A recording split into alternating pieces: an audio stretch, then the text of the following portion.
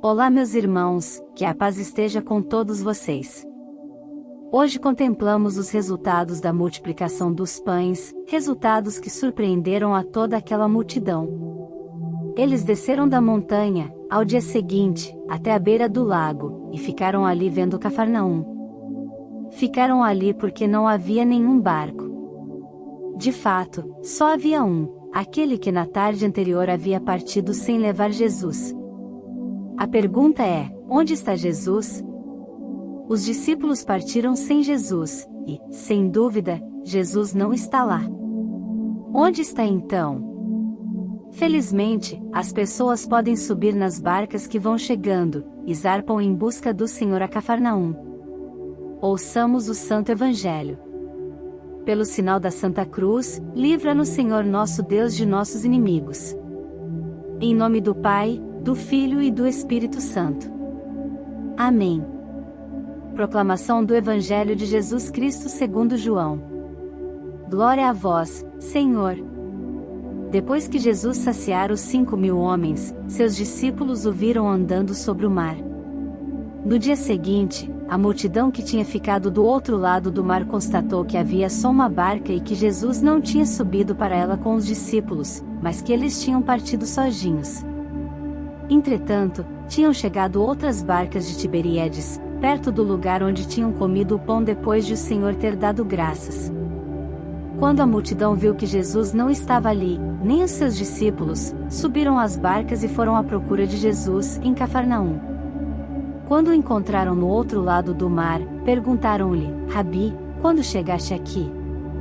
Jesus respondeu: em verdade, eu vos digo, estais me procurando não porque vistes sinais, mas porque comestes pão e ficastes satisfeitos. Esforçai-vos não pelo alimento que se perde, mas pelo alimento que permanece até a vida eterna, e que o Filho do Homem vos dará. Pois este é quem o Pai marcou com seu selo. Então perguntaram: que devemos fazer para realizar as obras de Deus? Jesus respondeu: a obra de Deus é que acrediteis naquele que ele enviou. Palavra da salvação. Glória a vós, Senhor. Depois de Jesus ter saciado a fome da multidão com a multiplicação dos pães, muitas pessoas começaram a procurar Jesus. A fama de Jesus se espalhou por toda aquela região e muitas pessoas foram em busca dele. Porém, nem todos que procuravam Jesus o procuravam com a reta intenção de conhecer o seu reino e de viver uma sincera conversão. Muitos o procuravam por um interesse pessoal ou então por uma vã curiosidade, de conhecer aquela pessoa que a fama estava se espalhando. E Jesus, conhecendo a intenção daqueles que o procuravam, hoje o surpreende com essa afirmação: estais me procurando não porque vistes sinais, mas porque comestes pão e ficastes satisfeitos. Meus queridos, Jesus pode sim realizar grandes milagres a nosso favor. Ele pode aliviar os nossos sofrimentos, curar nossas enfermidades, saciar a nossa fome, mas essa não deve ser a nossa única intenção em procurá-lo. Essa não deve ser a nossa única motivação de irmos até o Senhor.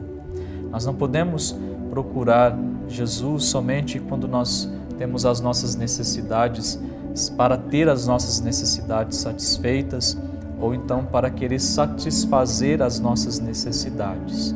A motivação principal de procurar Jesus deve ser porque Jesus é a razão da nossa vida. Ele é o verdadeiro pão, o verdadeiro alimento que não se perde, o alimento que permanece para a vida eterna.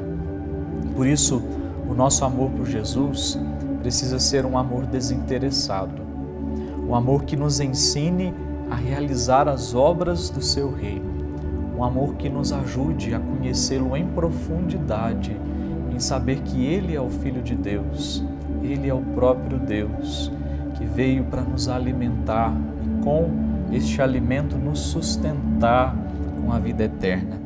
Por isso nós devemos pedir a Deus a graça de amá-lo e assim, amando, conhecê-lo melhor, conhecer em profundidade.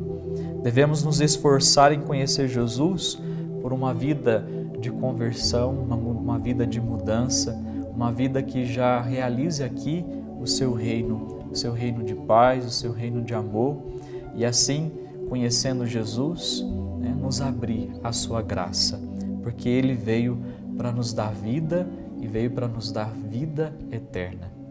Meu querido, desça sobre você a bênção do Deus Todo-Poderoso, Pai, Filho e Espírito Santo. Amém.